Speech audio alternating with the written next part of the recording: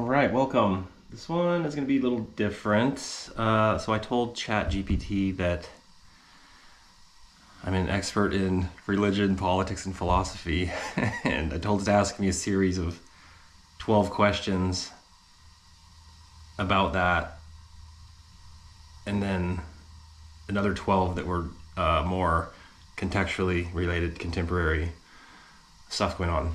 So I have kind of glanced through them. I know what it's talking about. It's a bunch of heavy. Yeah, it's big and heavy. It's not really action sports related, but that's fine. I'm gonna try to be quick through. So I got basically 24 of these for my own interest. What do you think is the fundamental purpose of government and society? To keep the murderers under control, maybe. That would be the first and foremost. That was probably what first happened. Was like, hey, we got people killing each other. We should probably stop that. Which would be a good thing. So yeah, I'll just try to keep. I got a lot of ground to cover here. I can go on each of these. So that first one was politics. Next one, religion. How would you define the role of religion in shaping human morality? Well, it just gives this outline for this human morality, and the argument's like, oh, God told us to do the thing, therefore we should do the thing. I think of eating pigs or not eating pig. I mean, it came from like trichinosis. You know, people die eating pig, so therefore, hey, we probably shouldn't eat it. Oh, God's telling us not to eat the pig. Okay. So there's that sort of thing of applying your morality to where it came from versus, you know, then they're like, oh, we're just going straight to the deep end. You know, the hardcore religious folks are like, oh, being gay is bad. That probably came from back in the day. Look, we need to be making more people. In general, that's always been the struggle. Let's make more people for your village to survive. And, whatever. Gayness wasn't making babies is point of story. See, we're off to a good start. Next one, philosophy. In your view, is free will an illusion or a reality?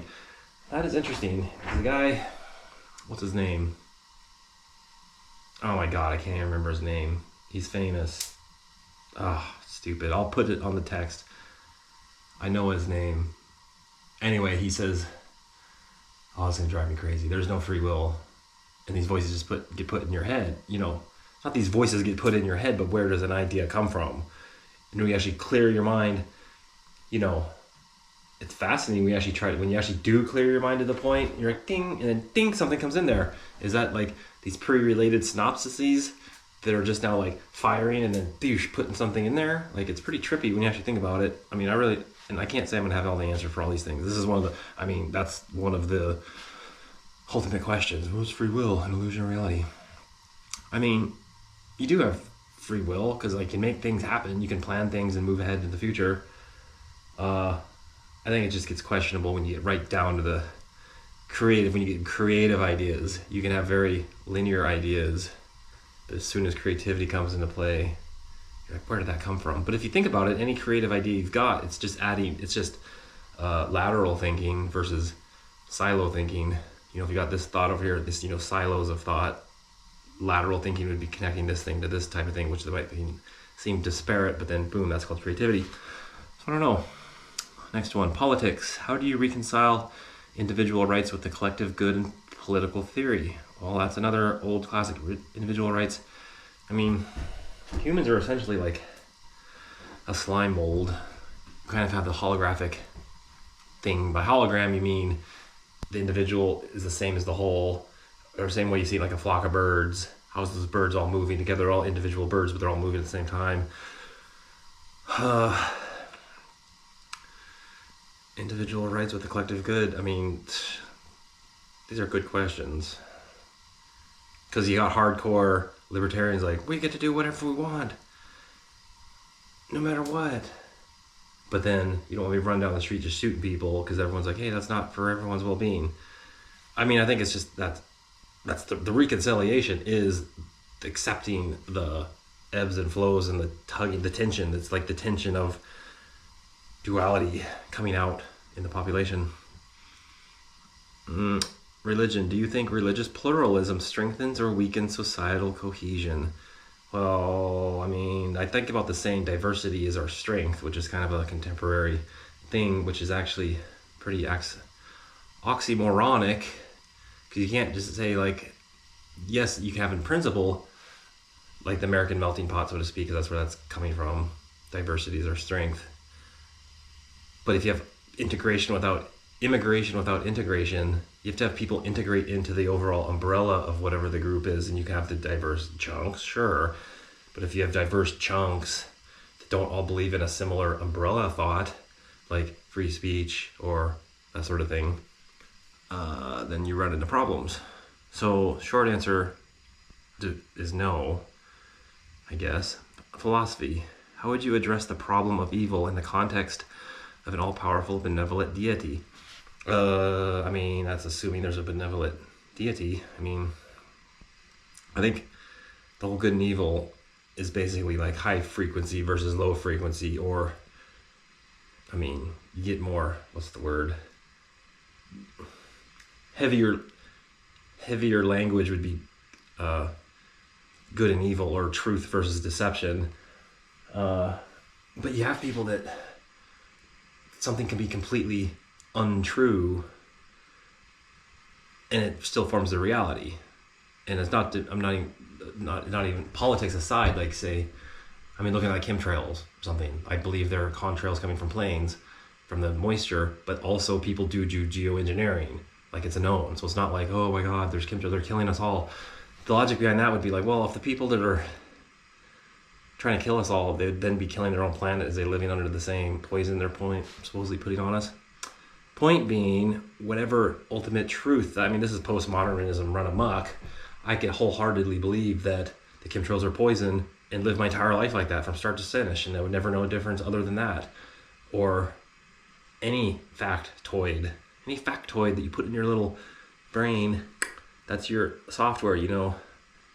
Your software, your hardware is your actual brain, and then your software is how you're programming it. That people don't realize they are the programmer, so they get programmed and not even know it. I mean, that's the crux of the matter. That's the crux of the problem. They don't realize they're the programmer. And you have to choose, and you can choose your programming, and hopefully your choice of your own programming is for the benevolent, for everyone. Back to the other question. So the problem of evil, how do you address the problem of evil? Is it a problem? I mean, objectively, if you're some alien from outer space, you know nothing, you have no moral connectivity to anything humans have ever done, you don't know anything about us, you look down there and you see the guy eating kitten heads off for breakfast, you're like, oh, I guess they eat kitten heads for breakfast. Then you see the guy over here praying and doing whatever, and you see the other guy chopping off people's head or whatever. Objectively speaking, anything anyone's doing is just nothing. Is an ant that has a slave aphid that milks the aphid for the little juice when they do that, is the ant evil because it's got aphid slaves? I don't know. Politics. What is your stance on the balance between democracy and authoritarianism ensuring societal stability? Yeah, well, you see what China does. It's true. Like, you have more authoritarianism, you have more stability, but you're squashing people's, people, it is that torn. Like, we are a group, we're a group species, but then you got these little individuals. I actually think, of all things, that the shape of the coronavirus, not even to talk about that, but the shape of it with the little prongs and the little things, each of those little things are individual people, and then there's the group. And when you actually get if anyone actually washed their hard drive, so to speak, washed their programming back to square one, we're all on the exact same program. Essentially, we're all the same person, and then we get plugged through these different bodies and different life experiences and different opinions that forms our personalities, therefore the illusion of separation. That being said, all you can do is work on your one little part, work on my one little brain part, and then hopefully it goes back through the root system and goes back and makes the good whole, right? I can't yell at the other guy in his little section, the little pods around the virus. Like, dude, you got to do this thing. Because he's like, whatever, bro, I'm doing my own thing. I'm my own person, man. So he could be over there being poisoned, but his root's sewing back to the collective goodness, like poisoning the collective good. So, again, I don't have all the answers. Can spirituality exist independent of organized religion? And if so, how does it affect humanity's purpose? These are good questions. These are big questions. I gotta turn this heat down.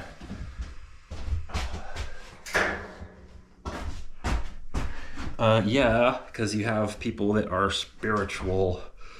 Define religion, define organized religion. You had people for all time, for 100,000 years, assuming the fossil records and history and all that, running around in the woods for 100,000 years, like praying to trees and the moon and stuff. But it was not organized religion. But the people attributed meaning to those things. And I think it's kind of one of those, like, you only know, you're like in a video game, you know, when you're in the video game and you're in the map, you use like a map, and where you go, it opens up, and like it's dark otherwise until you've been there. It's easy to apply meaning to things that you haven't been there yet until you get there and be like, oh, this is what this actually is. So you think the moon was a brick of cheese, and then apparently we went there. There's a lot of talk about that these days, which is crazy. And apparently that's a bad example, because you go right down the rabbit hole of like, oh, did they even go to the moon yet? We don't even know what it's made of. Da-da-da-da-da. Whatever. If so, how does it affect humanity's purpose? Well, yeah, your purpose. Everyone's got a purpose. Well, your biological imperative is to make more babies. Boom, that's your purpose, biologically speaking. Spiritually speaking, oh, I remember, I just thought of this. The saying, someone told me this a long time ago, 20 years ago, the whole purpose of life is not to achieve enlightenment, but to raise enlightened children. So the whole point, the premise being like, it's not just you, but it's like, get you passed down the way. And then if they pass down the way, you've got this succession of enlightened beings bringing rainbows and puppies to everyone, happiness. But your purpose, I mean, what are people's purposes? You could be critical of someone's purpose, like, I want to make $1 billion. You could be critical of that person, but what if they love making money?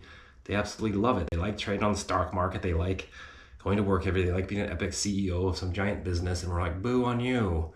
Making money's bad. But like, and what if they're perfectly ethically sourced products and they perfectly love it and they just love it? Like, you can't be critical of making money. Like, it could be a hobby. Like, someone likes to play hockey, or someone likes to collect flowers, or whatever. Humanity's purpose, how does it affect humanity's purpose? How does religion affect? I mean, organized religion puts guardrails and organized guardrails, if that's what they're getting at. Hey, ChatGPT, what are you getting at? And those guardrails would then affect humanity's purpose based on the clergy's interpretation of what those guardrails might be.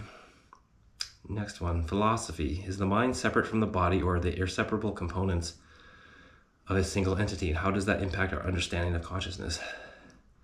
I mean, I think of the mind, or the Father, Son, and the Holy Spirit. That's what I kind of think of, and that's philosophy.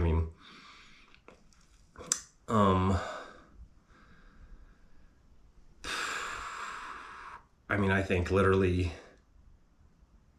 your body's your extension of your mind. Your nervous system is rooted in the collective, and then your brain nervous system is the antenna, almost, the chlorophyll of a tree that converts sunlight into energy. Your nervous system converts information into growth and understanding. So your body is a collection of your understanding. So like when you look at people, you see them just walking down the street. If I see someone who happens to weigh 400 pounds and they're dressed kind of slobby and whatever, you're like, you can make a bunch of assumptions of their mental psyche. And this only works in terms of, your body, not even what you're wearing, or irrelevant of race. You look at any person of any race and you see they're all ripped. You know that they have the discipline to take care of their body, and their body is important to them. And then discipline, it's an evident thing that discipline is important to them. You might call it discipline, you might call it vanity. I remember actually being kind of in that, like, what's the point of wasting time to be just buff and vanity? I saw it as a vanity metric, kind of a waste of time, because I like the performance aspects of being light and fast and free on the mountains and run around. But there's something to be said about a vanity metric when you're trying to plug into the system with a bunch of other apes. These other apes aren't necessarily tuned into the universe, and they're like, buff man scared, or buff man make baby, whatever, right? These are the levels you're dealing with. But are they separate? So I guess, as I was saying, I think it's more of a, so there's that, there's your nervous system that's the receptor, but it's also the transducer, and it's more of a circular thing. Like, you're putting it out there and it's coming back, and then we all collectively, and it's like reality as a whole is like a big giant Venn diagram of everyone looking and thinking of what it is and interpreting it, and then we blend it together. I mean, it reminds me of the saying, Einstein's like, well, if a mouse doesn't look at the moon, is the moon not there? You're kind of getting that direction of like, and that's what science actually says, is things aren't there until you look at it. So everyone sees the thing, they interpret it, they interject their meaning into it. Then, so if you've got a whole flood of people that interject their meaning politically or otherwise into the system, that might overwhelm my meaning. Like I might have the meaning like, oh, life's good and perfect and great. But if you got a bunch of dipshits that are like, dude, it's time to riot, they're gonna fucking riot over my house.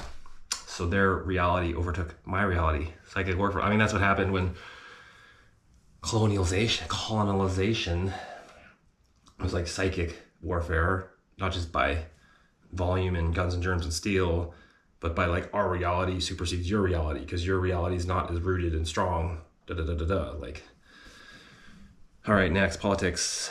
How does global capitalism affect national sovereignty, and how can they coexist without conflict? Global capitalism affect national sovereignty. So it's basically saying like you have nation states, but you have the global, the international commerce is happening, and the borders are blurring because of it. And it's not to even say it's a bad thing. You know, if you think about it, I mean, on one hand, you're like, oh, the humanity's all the same. You're like, oh yeah, humans all the same. You look at anyone any color, but everyone's divided through their nation states and their culture states. So there's definite difference in language states.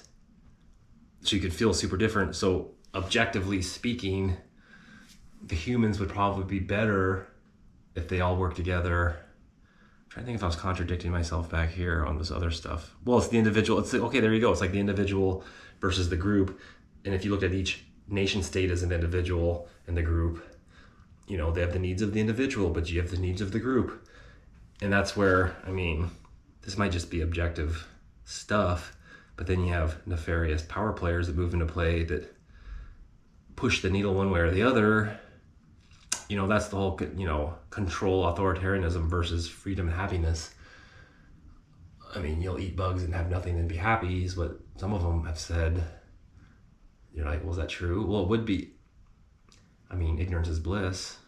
I mean, how many trite freaking one-liners can I add together?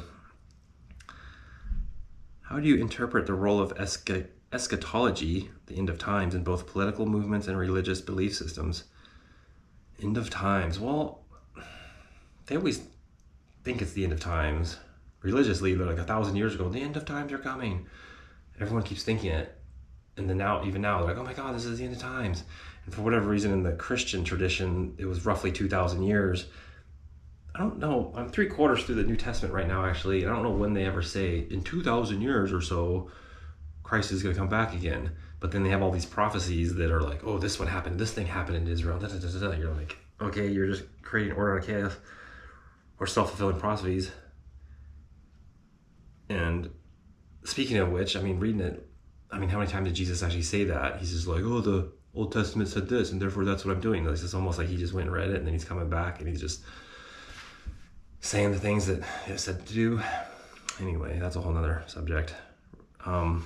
End of times, political movements. Well, it's good at firing up the people and thinking the fucking world's about to end. We gotta do this thing. It's like panic mode. You hit panic button, you get people to do shit. I mean, the COVID virus was a pretty good, like, oh my God, end of times. We gotta do this stuff. But it's also a pretty good unifying force. It unifies people. That's the thing. Like, and that's where you say, like, oh, they're false flags. They create some false flag. Oh, this bad, scary thing happened. Let's get the people mass psychosis, hypnosis, and focus them and steer them this direction. And then now they're going this direction. Like, we're in the post-COVID era, also known as the post-truth era, because that the masses were like steered in a way, and half of the masses realized that they were steered and were did not appreciate it, and the other half don't even realize they were steered and they still think it was the best thing ever. All right, moving along. Philosophy. How does the universe have inherent meaning, or is meaning something that humanity imposes upon it? How does the impact of our understanding of truth? Well, yeah, I mean, humans have the very good ability of recognizing like faces like a face in a crowd. Like we have very good face recognition technology. And we have the ability to apply meaning, like looking at the stars, you like apply your order to the chaos of the stars, but you're like, oh, it's shaped like a blind, it's shaped like a thing. So, and you're just making up meaning. I mean, if someone's like, hey, let's make up meaning to share our cultural story, then we have meaning together. Therefore, we might be able to do better business. I mean, that's literally what happened when, the Jewish people were called the people of the book, and the Muslims in like 624 were like, oh, wait a minute, we need a book like they got. And then so they got a book, right? They got a book because it was a smart move economically. That's also whole nother subject. How does it impact our understanding of truth? Again, it's just like, it's post-modernism, not that that's a bad thing, but you can have, there's an objective truth. Like yes, objective truth, sure, there's this thing, but like I said, people's software, you can have the objective truth slap them in the face, but they're still going to be like Orange Man bad. Not to get specific. In an increasingly secular world, how do you see the role of religion in addressing the mental health crisis exacerbated by social media and technological isolation? Whoa, big question. Increasingly secular world, role of religion. Well, I mean, you watch language adjust to the internet. I mean, you just seen it, like all these funny slang words like skibbity, Ohio Riz, whatever. That's just a very latest version of the evolution of language. Or texting, like text speak, like whatever, BRB, be right back, or IMHO, in my humble opinion, or whatever, shortened language, or LOL, like people will now say LOL in real world. That was an evolution of language coming through the internet. And that was the whole thought on the internet originally, was like, oh, it'll make everyone adapt, everyone can access knowledge, and then everyone will be smart and enlightened. There we go. But problem is, everyone can just then silo into their own algorithms, whether that was planned or not. I mean, it's just kind of your interest. They're like, oh, let's show you what your interest is. Like, yeah, that seems innocent on the front end. But then you have these people, everyone just slots in to their reality system. I mean, there's entire religious movements. I mean, politics is kind of synonymous with religion at a certain point. I mean, that's where you slip into cult-like stuff. I mean, one hand, everyone's like, oh, everyone's a Trump following cult. But the other hand, there's the anti-Trump cult, the cult of being against the guy, which it's supplanting, it's replacing, there is no real, if real religion is shifting more secular, it just gets replaced with these other fake religions, so to speak. But what makes any religion real or not, right? And it's a fine line between something being a cult and something being a religion. It's like, where's that? Is this a volume thing? Like, oh, I've got 100,000 followers, now we're a religion. I don't know. In the light of rapid advances in artificial intelligence, do you think AI can ever truly replicate human consciousness, or will it always lack something inherently human? Technically, it'll lack what's human if it doesn't have like biological parts. There's a book I read a long time ago called The Physics of Immortality. I mean, it was like 20 years old. I can't remember the guy's name. It wasn't Michio Kaku. It was another guy. But the gist of it was he was breaking down how much how much data gigabytes your brain cells are computing, and he was doing the math on how big the computer would be to be able to replicate it. And you can have simulations, you have a simulated event versus an emulated event. A simulated event could be 99.999% close to the thing, but an emulation is the thing, right? So the question would be like, when does AI go from a simulation to an emulation, which could be synonymous with the singularity, but it's also an interesting thing, just the self-recursiveness of it all. Like, but you can be like, boo, everyone's got their phone. Yay, they're handy to communicate with. Yay, all the internet's in our hand. But then also media production, so content. People You see the videos of the people at a concert, and everyone in the concert's got their phone, and they're all filming the concert. They're not participating in the real world. They're filtering it through their phone to then later put it back on Facebook or whatever, TikTok, to then tell the other people about it. And if you think about it, all this technology is enabling the human habit of to just tell the stories back to each other. Because think about the oldest stories were just by word. It was just telling our story back to ourselves and reaffirming our tradition and our culture and our identity. And now, then it was like a book, and that reaffirms our book. You read this book and you understand it, we relate to it. And then it was a newspaper, and then it was radio, and then it was television.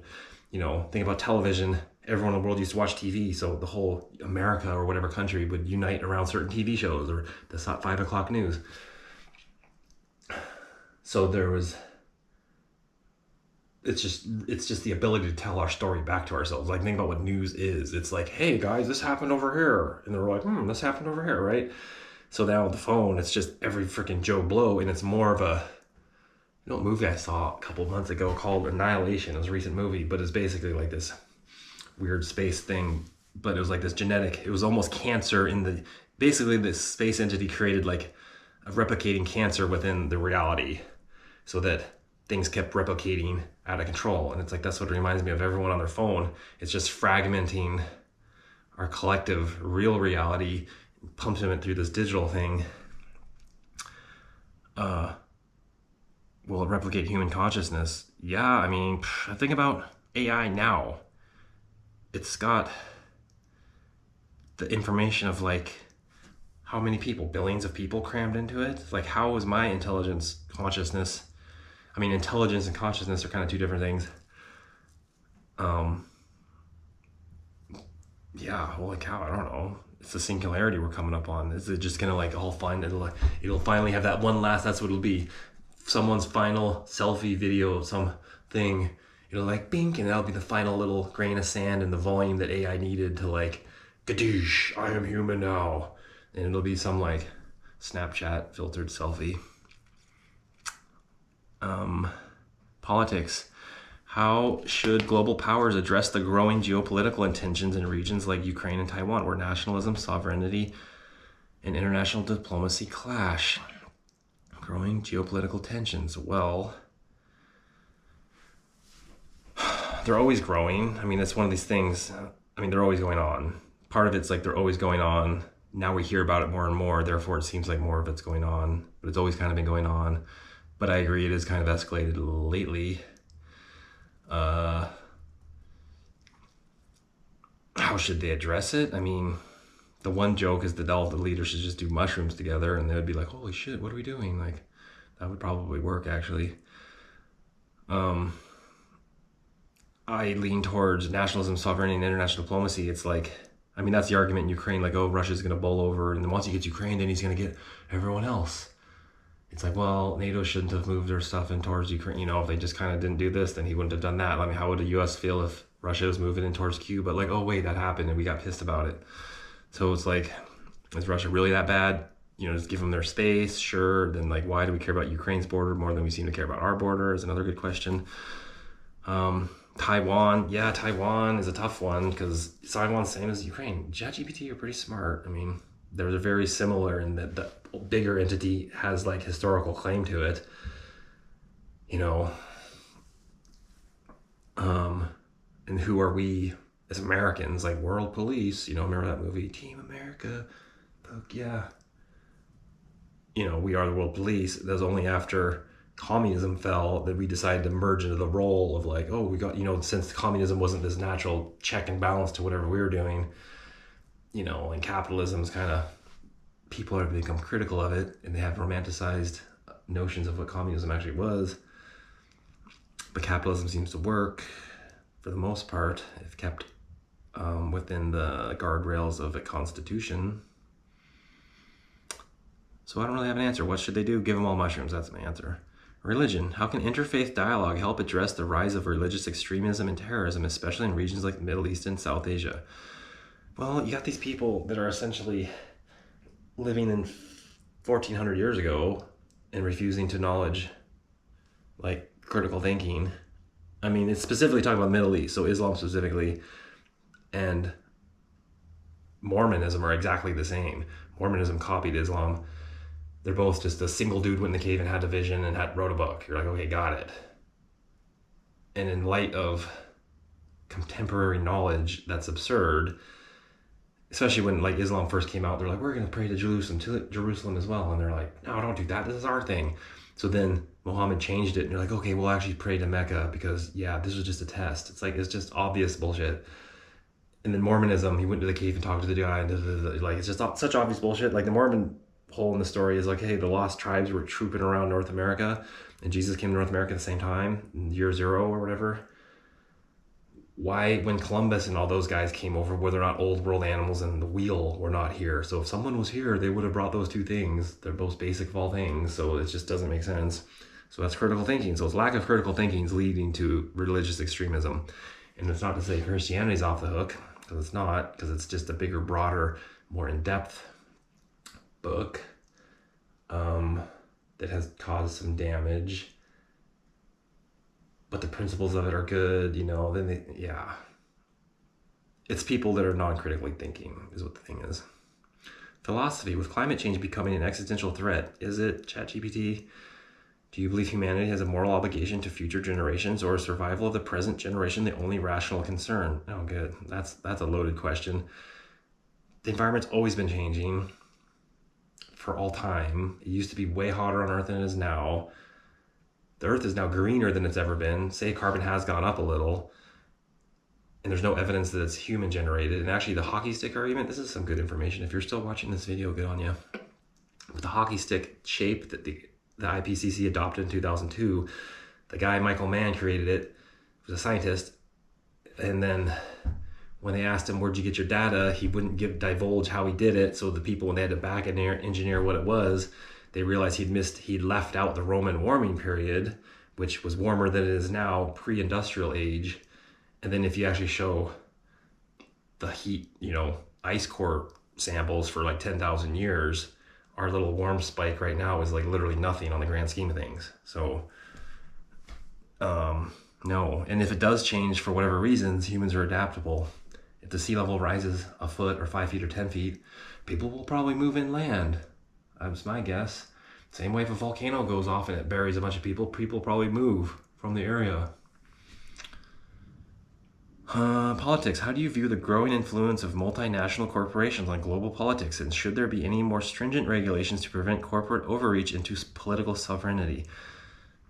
Yeah, that's corporate fascism. Our own government is essentially being run by corporate lobbyists. We saw it with coronavirus. You see it in the pharmaceutical in general. Pharmaceutical runs for like 75% of all ad space. Primetime TV is pharmaceutical ads, so they're basically paying for the information to be put to the people to then turn around and give them money. International worries is one issue, but your own national worries is kind of more of an issue. But stringent political overreach, corporate overreach in political.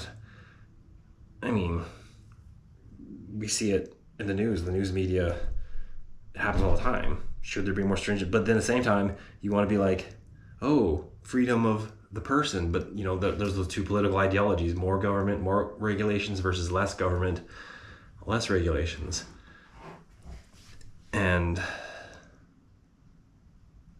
on one hand, you're like obvious. You're like, oh, we need regulations to stop. Or you got the court or Congress people. Paul Pelosi makes higher trades better than Warren Buffett because Congress is intertwined with the bills and the people behind the money, behind the behind the stock market. So it's all intertwined. There probably should be some sort of oversight, and people try. It seems like it should happen, but at the same time, it's hard to be like, we need more government to control the government. Like, it's like this geometrically increasing shit show, basically. A couple more of these. Thanks for sticking with me. This is kind of fun. Religion. With the rapid growth of environmental movements, do you see parallels between modern ecological concerns and ancient religious ideas of stewardship and care for creation? Really? Do they think that's what was going on back then? I'm sure there's some of it, praying to trees and whatnot, but people were also fucking murderous savages. And that's what we did. Everyone had slaves. Everyone murdered everyone and sacrificed them to the sun, sacrificed them to the ocean. Like, it wasn't all just happy people wandering around praying to butterflies. It was like getting your head chopped off if you weren't paying attention for a minute, and then you're eaten by a cave bear. So no, I don't really see a parallel. I see environmental movements as a money grab, and people wanting to feel good about themselves because they don't have their own center of worth. So they're like, I'm going to try to save the world on these imaginary currents. And don't get me wrong, like, pollution's a thing. Like, pollution's a problem. Like, global warming and pollution are two different things. Plastic in the ocean's bad. Plastic on the side of the street's bad. Tire fires are bad. That's a given. So people try to stop that is good, and good on them for actually being selfless enough to take the time to do that. Meanwhile, I'm just fucking running around and skiing in my la land. Philosophy. In the context of increasing economic inequality, do you see the concept of meritocracy as valid, or is it a myth designed to justify existing power structures? Well, yeah, it's valid because it's gotten us... You're meritorious if you were able to kill the cave bear, and you're meritorious if you're able to go out and get the deer and then eat it. That was merit-based society. You're able to go and collect the berries, and you're able to raise a baby. That's your merit. That's your value. And then you see those things being taken away just by natural... I 100% recognize all things. My whole entire lifestyle choice is creating the illusion of danger or real danger. It's a fake danger because life's so cushy. You have to create fake dangers in order to feel alive, and create my own merit system to justify my own sense of well-being and sense of worth. I was gonna say superiority, but worth, superior to myself, feel superior to people that don't do it, I guess. I mean, not to say, I don't mean that. If you have someone who's never done anything of any difficulty, it's a hard thing to sell the value of choosing to do hard things. Or is it a myth designed to justify existing power structures? Well, no, it's not a myth. It's like the thing. It's like, but that's where, getting back to the whole, collectivism versus the individual's rights. Because the thing, like, collectivism, it homogenizes everyone, but then it removes the need to find, it removes the entire impetus of self-discovery, because you are taken care of. It removes the hot and cold. It removes the up and down, and it just makes it a gray. So then, and that's the problem with communism in general, is it runs contrary to actual human nature, which is to flourish and grow and create and do new things. But you will need the catalyst of pain to push you in directions you might not have gone. As discussions about borders and immigration grow increasingly contentious, do you believe the nation-state model will evolve in the face of mass migration due to climate and economic crisis? Well, they're going that direction. I mean, World Economic Forum, that's all what they're about. And it's funny, though, because it only goes one way. They all want to, gray, or I guess you call it the browning of America. It's all about people pumping into America and Europe. But how come all the white folks or Western civilization people aren't pumping and going to the other places? There's a reason why everyone's coming to Western civilization, because it's way better. And the argument would be, oh, they're leaving their horrible countries because the evil capitalists have destroyed their countries and taken advantage of them, which is probably true to some extent. But if I lived in some country and I was told that these evil people had destroyed my country so much so that I couldn't live there or be there, last thing I would do would be I'm going to go to that place. That seems like a great place. It would be bad to me. I mean, it comes back down to the person as the individual needs to take care of themselves. The countries as they are need to take care of themselves.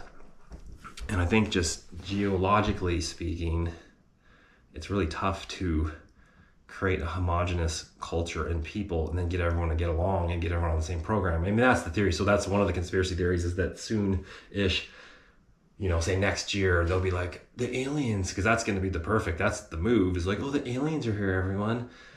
They're actually here, they're real. And then then it forces the humans to oh shit, we are together, we are one. Kind of like 9/11, oh, this big scary thing happened. Oh, we're all Americans. That's what they'll do with aliens. They might even be fake. It'll be fake aliens are here. They'll have video of them. It'll be a huge false flag. The aliens are here. And like, oh my God, everyone, we need to have electronic currency. We need to have, you got to be on lockdown because aliens might get you. Like, extraterrestrials, not illegal aliens. But you see where I'm going? Like, that's how it works. How should religious leaders and institutions navigate their role in political conflicts, such as the debates over LGBTQ plus rights, where morality, tradition, and civil liberties collide?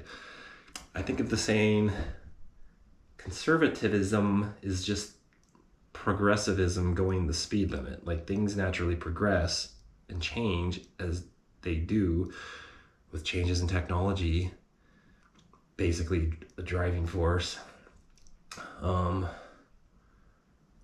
And it's not to say the things are bad or good. It's just the speed at which things change. So like, on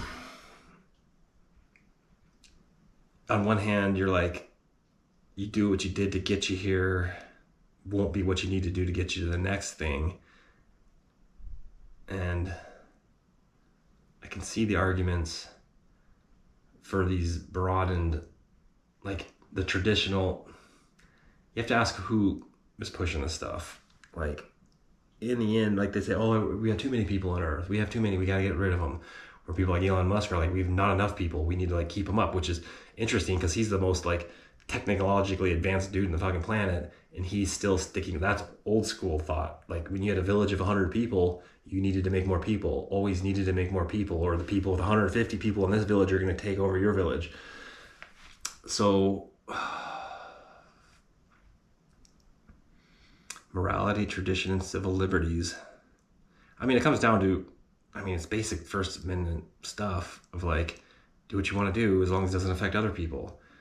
But then people start arguing, it's affecting me. And like part of you is like, ignore them, let them do what they want. But then you're like, oh, wait, they're dressing up kids in drag and making them dance around. Like, oh, okay. And you go back 100, 500 years when, kids used to get married when they were 12. They'd get sold off and married to whatever. It was normal. You're fucking dead by age 20. So that was the cultural norm back then. Like, kids were pumping out babies by the time they were 13 or 14 or whatever, right? And the cultural norm now is age 18 or age 21 for these certain things, right? So they do change. How